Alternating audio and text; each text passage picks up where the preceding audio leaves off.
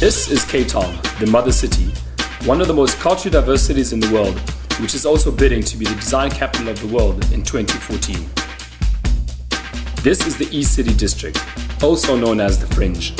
The Fringe is a roughly defined area that lies east of Adley Street, incorporating parts of District 6 and other areas of interest, such as the Castle, Good Hope Centre and the Grand Parade.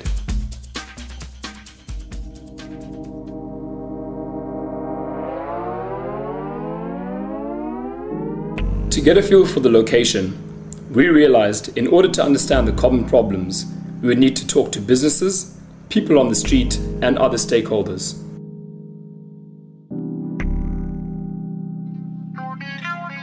My name is Dalan Viko. I'm one of the owners of the Sugar Hut Club here situated in Cape Town. Hi, I'm Zelda Basson, and I'm working at Gate 1 in Cape Town. Well, basically we're a graphic design company and we've been around for 14 years. The company itself was started in 1867 by a gentleman named Sir John Woodhead, and it's been in our family for 60 years, and we've been physically in this area and in this building for 60 years. Okay, security company, been in existence for 15 years. The more crime, the more business for us.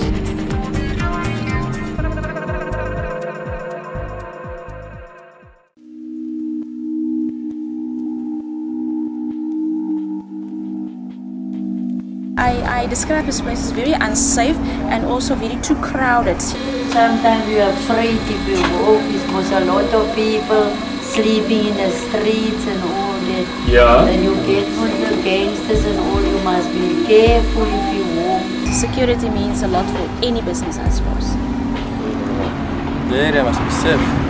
Must be safe? Yes. Yeah. The area must be secure. Yeah. The people walk up and down. Yeah. You'll always find somebody on the, on the corner and standing, looking up, not thinking. It doesn't feel as safe and it doesn't feel as nice as what it could be. At this very moment in time, you can see that the parking is very, too much parking, and you see people wandering around, but the next moment you hear somebody start screaming or whatever the case may be. So, but is there enough parking? Don't look like. So they take the parking away. That's suicidal. Parking is very important. I would definitely recommend that they should, no matter what the cost is, as long as it still leaves us with a view of the mountain. If you look across the road from me, one of my biggest problems is that I have a venue where we're looking at aiming at high clientele, and when they're eating dinner or drinking their spirits, you look across the road and you see vagrants and beggars. And it's very difficult because you have to work with these kinds of people. You can't just chase them away, otherwise they'll just be back on your property the next day. Okay, so I'm in the clothing business, and there's so many women and all that sit at home looking for jobs. That's why they tip and they use drugs and they use alcohol because there's no work. Because I must know the glamorous and the nightclubs. I'm serving the Lord. They need Jesus.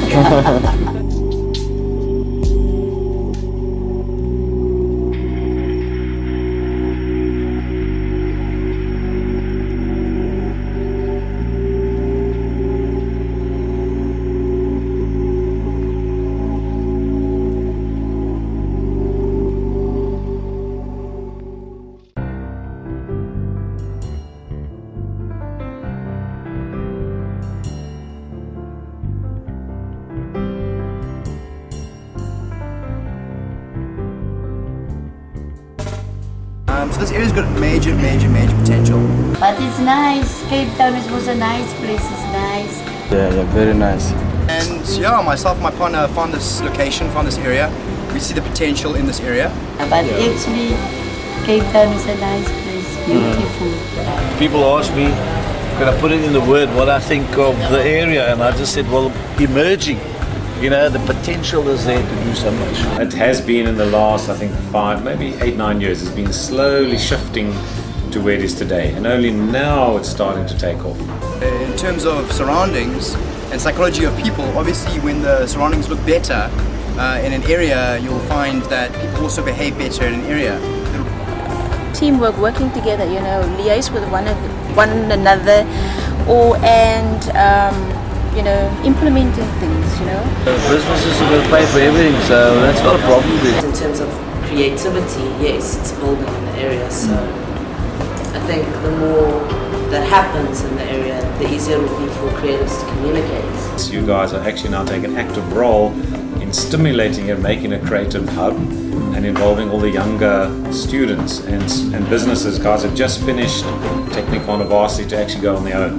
The town will come to life again. You know, you've got apartments and people living on top. You've got restaurants and cafes and bars at the bottom. It's like the big cities. These things must be tailored for government. So government can sit down and see how the country looks through the eyes of the youth and what is required. The landlords need to kind of get that together and buy in to this philosophy. It also needs more exposure and to get more of the Cape Townians involved with the idea of creating this as the community, as a project for Cape Townians. More trees and make it a green area. Or even solar panels, these kinds of things maybe we should look at. It's busy growing and it's busy looking nicer.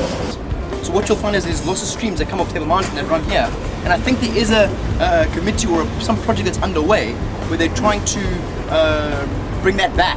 I'm hoping for an urban landscape environment, which I've put forward many times already. Where it's open green space like Hyde Park or Central Park, where you can have visual arts and art and bands playing and music, because there's a tremendous amount of students. It makes the place alive again. It must not be developed. It must become an urban, open, green space for people. Would you be interested, or more or less like perhaps the boss of the establishment, be interested in supporting a program that is designed to improve the community and uplift the surroundings? I'm sure we will, yes. But if we're a little bit more innovative in how to solve the problem of parking, it can be done. We are bound by our constitution to have all these plans in place for upliftment and empowerment. So yes, we do. We'd definitely be interested because we do already do small pro bono things for people, like the business cards we did for the ceramic company now. Just to kind of help give back to the community, because it's something that I think our boss and we all feel very strongly about. They didn't even have a logo, anything. They didn't have a name for themselves. Wow. So it's basically to get them out there because they do nice, good things. Yeah. So these guys just basically hands-on helping people from the community, but there's no real business aspect to it, no marketing. Yeah. That's why we're trying to uplift the area and we're putting a lot of money into this area.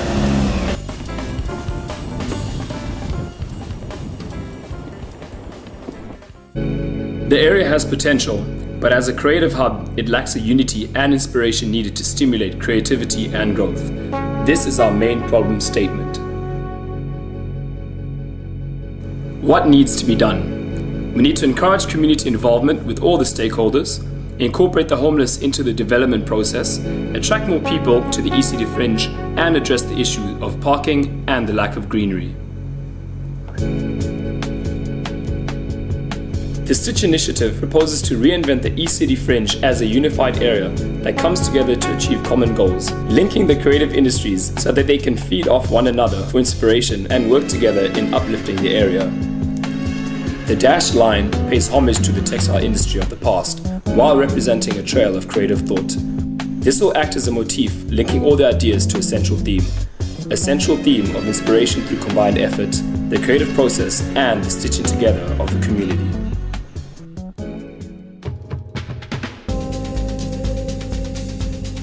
Canvas Park. The park aims to create a natural civic environment for the workers, students, residents, and other ECT visitors. Research results captured from a case study on urban parks in Pakistan, another developing country, has shown that 60% of park visitors felt more relaxed in a natural environment, and 84% agreed that parks gave them the opportunity to relax their minds and think clearly. This is exactly what the ECT fringe needs. The park will not only be used for community interaction, but also as a place of inspiration, a place where people can come together to socialize, escape, and be inspired by their creative environment. The combination of local design stories, heritage, and natural beauty will support this process. The park benches will not only be used for seating, but as a space for creative expression, where artists can tell stories and showcase their talent. The water feature will incorporate the stitch motif and add a taste of heritage to the park. Concrete tablets emerging from the grass alongside individual ponds will take visitors on a journey through the history behind the heart of the textile industry in Cape Town. The water feature will involve the Reclaim Kamis initiative, which aims to bring the previously wasted underground water back to the surface. Perspex casings will become the houses for exhibitors' work, stories of local designers, designs of the month, and other inspirational stories from the area. They will be scattered around the park as well as arranged at the backdrop for the casual exhibition space. Being an adaptable space, the features of Canvas Park can be moved around and changed in order to make it a versatile venue. Canvas Park, it's your space. Involving the CCID with the funding and management of the park would be ideal, as they have an extensive budget and can accommodate development projects such as this.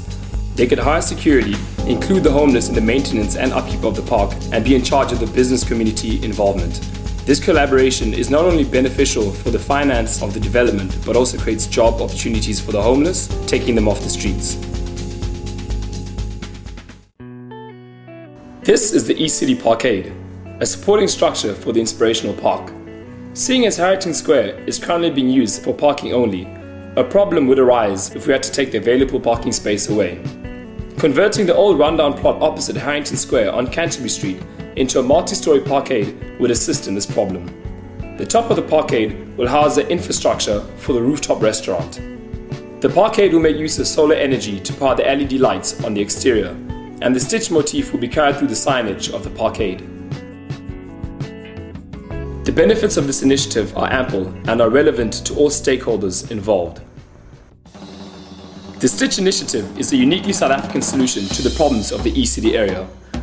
While drawing from the area's rich history in textiles, it takes the idea of a creative community and turns it into a viable development. At the same time, it addresses environmental problems through the Camisa Waterways project and through the use of indigenous vegetation in Canvas Park and responsible energy use in the East City Parkade.